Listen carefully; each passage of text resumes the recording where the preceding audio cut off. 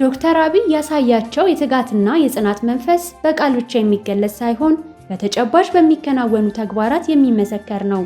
እንቅልፍ በሌለው የሥራ ሰዓቶቹ ከሀገር ውስጥም ሆነ ከውጭ ባላቸው ሰፊ ግንኙነትና ሀገራዊ ለውጥን ለማፋጠን ያደረጋቸው ሁለንተናዊ ጥረት የታታሪነትና የጽናት ተምሳሌት ያደርገዋል።